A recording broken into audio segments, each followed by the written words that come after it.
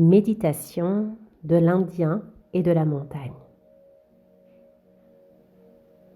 Trouvez un endroit calme.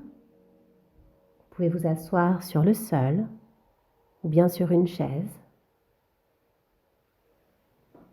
Déposez vos mains sur vos cuisses ou bien une main sur l'autre comme pour faire un petit nid d'oiseau.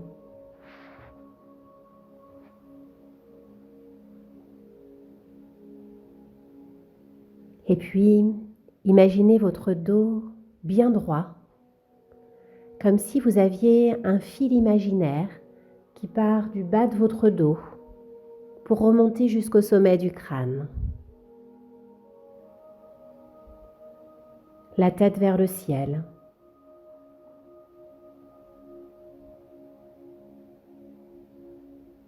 Le menton légèrement baissé, c'est le sommet de votre tête qui s'étire vers le ciel, comme si vous aviez un fil qui vous étire. Et puis, vous pouvez maintenant fermer vos yeux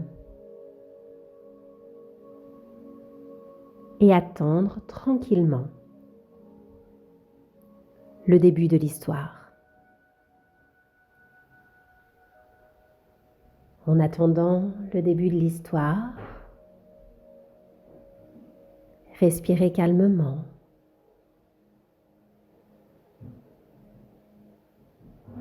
Profondément.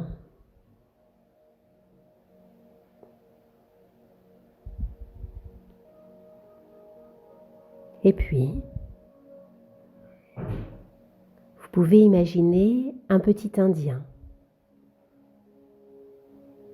Un petit Indien qui part à la recherche de la montagne magique.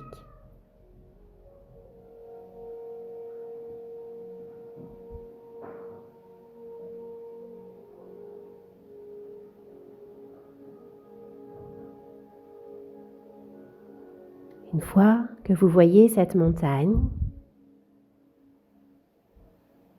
imaginez qu'elle est recouverte de neige, ou peut-être qu'elle est toute verte, ou bien il y a des gros rochers marrons et noirs. Essayez dans votre tête d'imaginer le plus précisément possible votre montagne. Et cette montagne est très haute.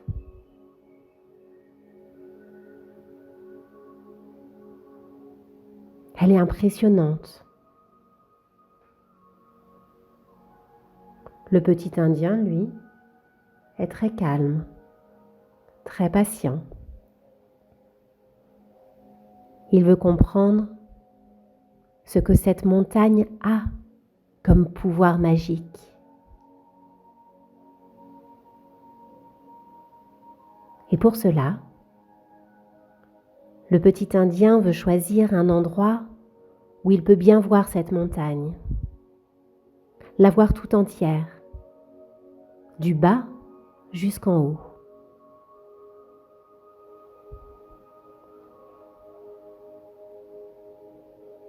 Venez vous asseoir à côté de l'Indien et regardez cette montagne comme lui la voit.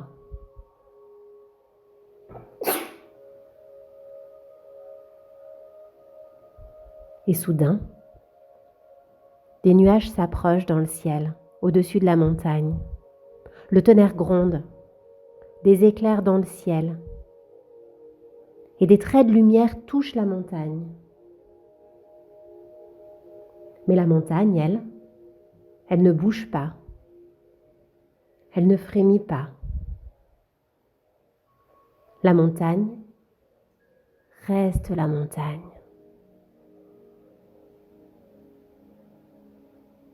Après les éclairs, une pluie battante se met à tomber, emportant avec elle les arbres, les buissons. Mais la montagne, elle ne bouge pas. La montagne reste la montagne. Et puis la pluie s'arrête. Le soleil réapparaît. La vie reprend son cours. Et le petit Indien comprend alors quel est le pouvoir magique de cette montagne. C'est sa force. Malgré les orages, malgré les éclairs et la pluie, la montagne reste elle-même. Elle ne se transforme pas.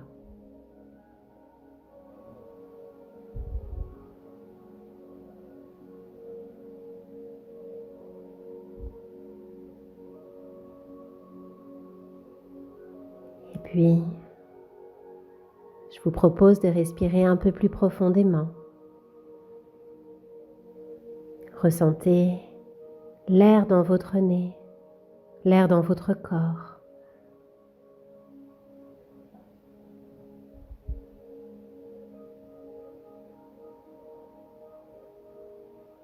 Peut-être que parfois, vous aussi, vous ressentez les orages, les tempêtes à l'intérieur de vous.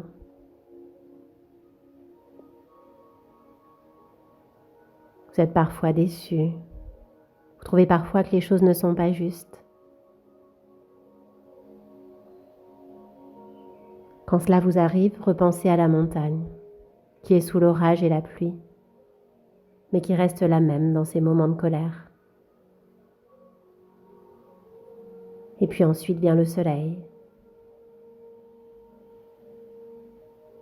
Et repensez à ce petit Indien qui s'assoit et qui regarde tout ça passer.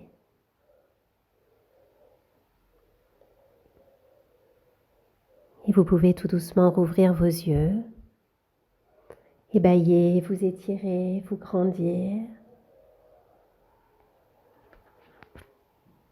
Et je vous souhaite une belle journée.